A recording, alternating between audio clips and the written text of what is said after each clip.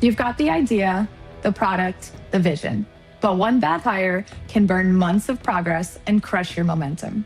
We've all seen it happen. The code checks out, the skills are there, but something feels off.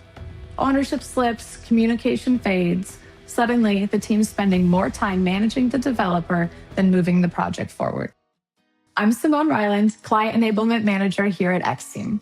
I work with clients every day who are scaling fast and hiring developers from all over the world. And I've learned that the difference between success and struggle almost always comes down to how you hire. Hiring remote developers in 2026 follows a new playbook. The best talent can choose where they work. How you hire determines whether they choose you.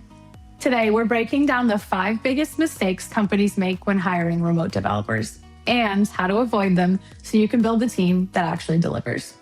Mistake number 1, being vague about the work.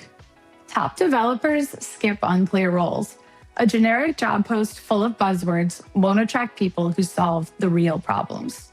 Be specific about the project, the tech stack, and what success looks like. The thing that makes job posts stand out to experienced developers, I would say, is always highlighting the impact that they're going to make. I like to think about it as a resume in reverse. So, if you see something in a job description that says proven experience with Elixir, that's a pretty general statement. It's just all you're asking for is that they've used the technology. So I encourage people to always kind of paint it in the picture of the impact that they're going to make. So you could change that to say, build robust services with Elixir that consume predictions from platforms like Vertex AI, right? That gives you a much better understanding of the impact that you're going to be making and how you're going to be using that technology. And then I always love to see any kind of highlights about the interview process outlined. It really just gives that candidate the full picture of the process, what you're expecting, where you sit within the organization. Mistake number 2, ignoring soft skills. Strong code isn't enough if someone can't communicate or stay accountable. Remote work depends on independence and clarity. Look for developers who take ownership and express their ideas clearly. Some of the questions that reveal whether a developer can work well remotely that I've used in the past and that I've seen used are things like, describe your ideal working environment. Not everybody is going to enjoy that kind of scrappy, fast-paced startup environment where maybe there's a little bit less structure. Some people want the complex, problems to work on. They want to work for companies that have budget to get them really nice tools. I also always ask what's your current schedule like and how do you self-monitor? I think those are always good key indicators to understand, what's their current life like now? Are they a typical 9 to 5? Are they flexible? Do they have, prearranged time off that they need to take? So I always just encourage you to understand where they're at now and then kind of ask them to reflect on how they monitor, how they stay on top of their tasks, how they stay organized, because there is a lot of self-monitoring in a remote role. Mistake number 3, rushing the hire. When the pressure is on, speed can lead to mistakes. A quick hire might feel like progress, but replacing the wrong person later costs much more time and energy.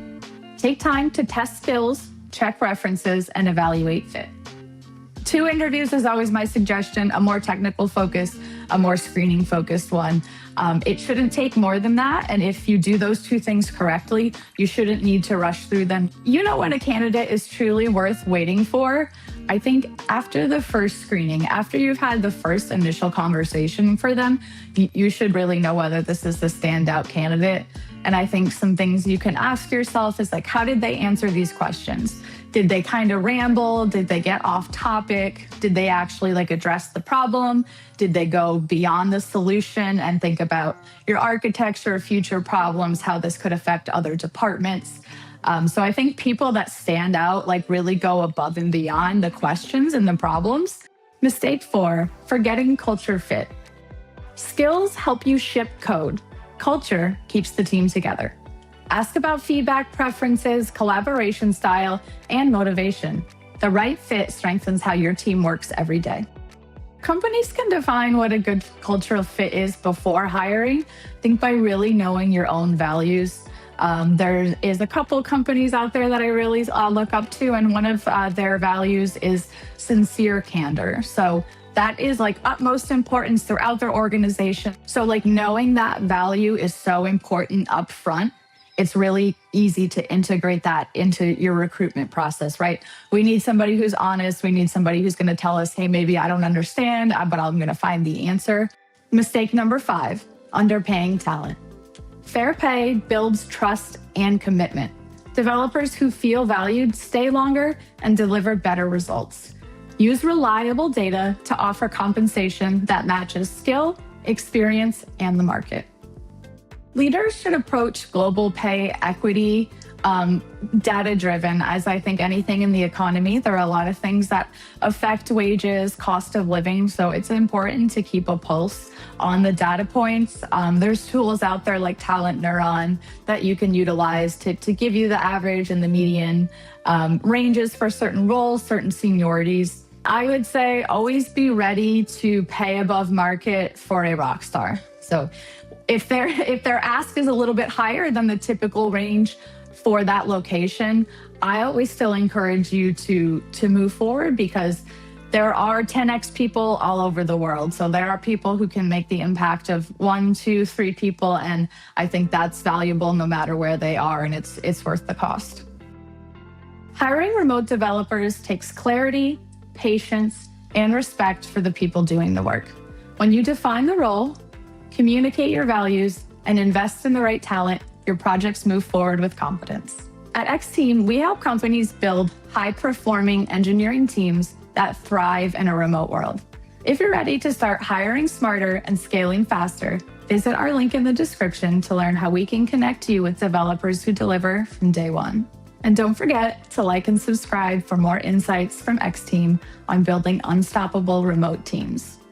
And together, let's keep moving forward.